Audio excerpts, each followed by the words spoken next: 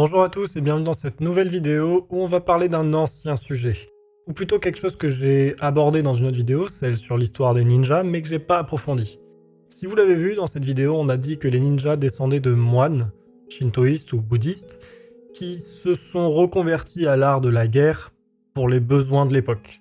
Sauf que j'ai pas approfondi plus que ça l'histoire de ces moines, et c'est ce qu'on va faire aujourd'hui, en passant en revue l'histoire des Yamabushi.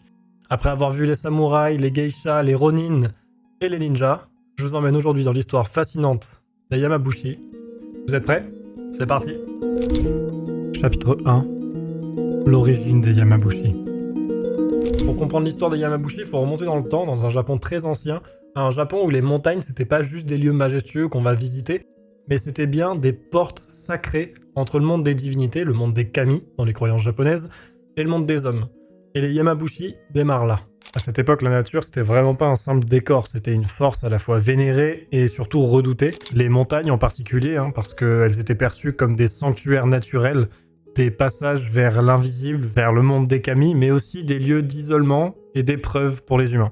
Et c'est dans ce contexte-là d'ailleurs qu'au 8e siècle, un nouveau souffle spirituel arrive au Japon, le bouddhisme, qui est venu de Chine et de Corée. Mais contrairement à ce qu'on pourrait croire, le bouddhisme ne vient pas détrôner le shintoïsme, qui est la croyance native du Japon. Non, au contraire, elle s'entrelace et elle donne naissance à un syncrétisme spirituel unique. Quand on regarde toute l'histoire du monde, c'est assez fascinant de se dire que normalement, ce qu'on voit le plus, c'est qu'une religion essaye d'effacer l'autre, essaye de prendre le dessus ou prendre le contrôle. Que là, au Japon, c'est deux religions qui n'ont rien à voir ensemble, quasiment, qui ont fusionné pour créer une nouvelle, quelque chose de plus complet, en prenant ce qui manquait à l'une chez l'autre, et inversement. Et de cette fusion vient naître le Shugendo, littéralement la voie de l'entraînement et de l'accomplissement.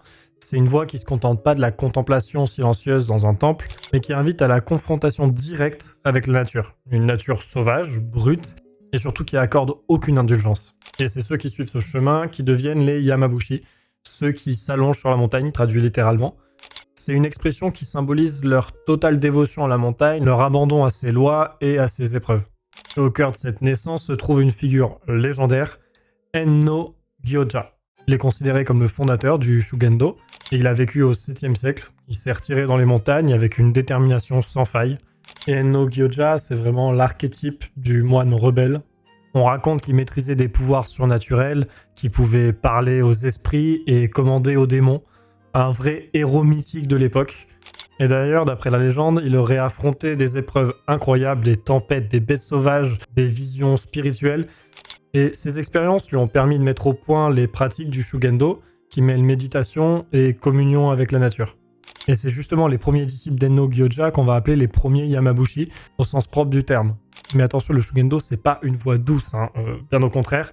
Elle est exigeante, presque impitoyable, et le corps et l'esprit sont soumis à des épreuves extrêmes, parce que les Yamabushi croient fortement que la souffrance, c'est la clé pour ouvrir la porte de la transformation et de l'illumination. C'est pour ça qu'ils vont marcher pendant des kilomètres, méditer sous des eaux glacées ou passer des nuits dans des froids glaciales, parce qu'en fait, ils cherchent juste à dépasser leurs limites humaines pour toucher quelque chose de plus grand. Donc en gros, les Yamabushi sont vraiment nés d'un concept des plus humains qui soient, trouver un sens au monde qui nous entoure et essayer de comprendre ce qu'on y fait. Et pour ça, ils ont décidé de se mêler à la nature et fusionner tout ça, une vie sauvage, avec une croyance et un chemin spirituel. C'est un mélange qui fait d'eux quelque chose d'assez unique. Chapitre 2. La philosophie des Yamabushi. Et s'il y a bien une pratique qui définit les Yamabushi, et surtout dont je suis sûr que vous avez déjà entendu parler ou vu des images alors que vous ne saviez même pas que c'était eux, c'est le Takigyo, la méditation sous la cascade gelée. Et là, je vous laisse juste imaginer la scène d'être en train de méditer sous une chute d'eau, déjà la puissance de l'eau qui vient vous frapper le corps, et surtout sous la neige. Donc autrement dit, l'eau, elle est à -10. Donc c'est vraiment incroyable de se dire que leur esprit reste calme pendant que leur corps subit tout ça. C'est un peu plus qu'un rituel de purification, c'est un défi directement lancé à votre propre corps et votre propre esprit, une confrontation avec la nature dans sa forme la plus brutale, de l'eau glacée qui ruisselle, qui représente la purification, certes, mais aussi la dureté du chemin vers l'illumination. Et cette idée de la purification par la souffrance, c'est vraiment ce qui est au cœur de la philosophie du Shugendo, Le corps doit être fort, résistant, et l'esprit doit apprendre à dominer la douleur, la peur et même la mort. Les Yamabushi cherchent pas à fuir la réalité ou à la transcender dans un monde abstrait. Au contraire, ils veulent la traverser pleinement en intégrant la nature et ses lois, en acceptant ses rigueurs et ses règles. Mais quand on compare leur vie avec concrètement la mienne, ou celle de la plupart des gens sur cette planète, c'est quand même assez amusant de voir la différence. Nous, on cherche le confort, on s'achète un nouveau téléphone, on s'achète un matelas plus confortable, et eux, ils cherchent un caillou un peu moins dur. Mais bon, s'il est dur, ils vont faire avec quand même. C'est vraiment pas du tout pareil. La recherche de difficulté contre la recherche de confort. Eux, ils cherchent la douleur pour grandir, là où nous, on cherche à augmenter notre confort pour vivre. Aucune des deux est mieux que l'autre, attention, je ne fais pas de jugement, mais juste, c'est assez contradictoire et je trouve ça assez intéressant d'un point de vue peut-être philosophique. Parce que la nature, pour les Yamabushi, c'est pas juste un temple, c'est aussi un maître, c'est une leçon en continu. Chaque arbre, chaque plante, chaque pierre va leur apprendre quelque chose, va leur apporter quelque chose. Et c'est pour ça qu'ils la respectent autant. Et le Shungendo, c'est loin d'être un chemin solitaire, individuel. C'est quelque chose qui se fait entre le visible et l'invisible, entre le corps et l'esprit, et entre la vie et la mort. Avec eux, chaque objet a un sens. La robe blanche symbolise la pureté et la mort symbolique de leur ancienne vie. Le bâton, le shakujo, c'est à la fois un support physique et un symbole de leur quête. Et la conque, c'est cette espèce de coquillage qui sert un peu d'instrument de musique, on l'appelle le horagai en japonais, sert à appeler les esprits ou à signaler leur présence dans les montagnes. On va parler un petit instant des montagnes sacrées, parce qu'elles sont au cœur de cette symbolique. Le mont Aguro, qui représente la naissance, le mont Gassan, qui représente la mort, et le mont Yudono, qui représente la renaissance. Chaque pèlerinage à travers ces montagnes, c'est une métaphore, un rite initiatique qui conduit à une transformation profonde. Et en traversant ces lieux, les Yamabushi expérimentent physiquement ces concepts abstraits, parce que la marche devient une méditation, la fatigue un enseignement, et le paysage un livre sacré dans lequel ils vont apprendre. Pour les Yamabushi, la souffrance, c'est pas une fin, c'est pas quelque chose qu'on doit subir, c'est un passage obligatoire, c'est quelque chose qu'on doit maîtriser, qu'on doit vivre pleinement, pour pouvoir atteindre la plénitude et l'illumination complète. Chapitre 3, les Yamabushi, guerriers des montagnes. Quand on pense aux Yamabushi, on peut penser à un moine solitaire en train de méditer sous sa cascade. Alors c'est ça, oui, y a pas de souci, mais c'est pas que ça, et même fut un temps, c'était pas du tout ça. C'était des guerriers aguerris qui étaient très habiles au combat et en reconnaissance. Dans le Japon médiéval, où se succèdent guerre et lutte de pouvoir, les Yamabushi jouent un rôle stratégique parce que leur connaissance intime des montagnes, leur endurance physique et leur maîtrise des arts martiaux font d'eux des alliés très précieux, voire quasi indispensables. Ils sont des éclaireurs qui vont explorer les terrains un peu inaccessibles pour repérer l'ennemi, leur agilité et leur discrétion leur permettent de traverser des zones dangereuses, où d'autres auraient peur de s'aventurer, mais ils sont aussi des combattants féroces, faut pas se tromper. Ils sont formés au maniement du bâton, du sabre et parfois même des armes plus inattendues. Les Yamabushi peuvent être redoutables sur un champ de bataille, et parmi les figures les plus emblématiques des Yamabushi guerriers, il va y avoir Benkei. C'est un fidèle compagnon du général Minamoto no Yoshitsune, et il incarne à la fois la force brute et la loyauté absolue. On raconte qu'il pouvait porter des poids énormes sur son dos et que sa force surpassait celle de nombreux samouraïs. Mais Benkei, c'est aussi un homme de foi, sa vie est un parfait exemple de la dualité Yamabushi, mêler la puissance physique à la quête spirituelle.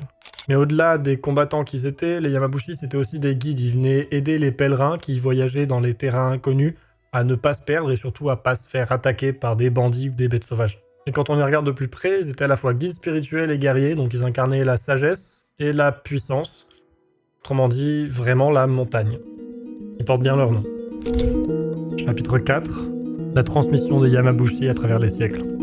À travers tout leur siècle d'existence, les Yamabushi ont connu beaucoup de bouleversements, dont un en particulier qui leur a fait beaucoup de mal, le 19e siècle, avec la révolution Meiji, qui a décidé de mettre fin aux anciennes croyances et anciennes traditions, et ça leur a mis un sacré coup. Le gouvernement Meiji, dans sa volonté de centraliser et moderniser le pays, a cherché à affaiblir certaines pratiques religieuses, notamment celles mêlant le shintoïsme et le bouddhisme, et ça a fait que le Shugendo a été mis à mal. Ces temples ont fermé, ces moines ont été dispersés, mais malgré les difficultés, les Yamabushi ont su résister, parce que c'est le principe de leur croyance. Leur lien profond avec la nature et les montagnes leur a permis de préserver leur savoir dans l'ombre, loin des regards. Et au XXe siècle, un événement tragique la Seconde Guerre mondiale et ses conséquences ont encore fragilisé ces traditions. Et pourtant, au lendemain du conflit, un renouveau s'annonce. Le Japon commence à redécouvrir ses racines spirituelles et le Shungendo attire de nouveaux disciples. Et aujourd'hui, les Yamabushi continuent à transmettre leur savoir, souvent dans des écoles spécialisées, et surtout dans les montagnes sacrées de Dewa Sanzan.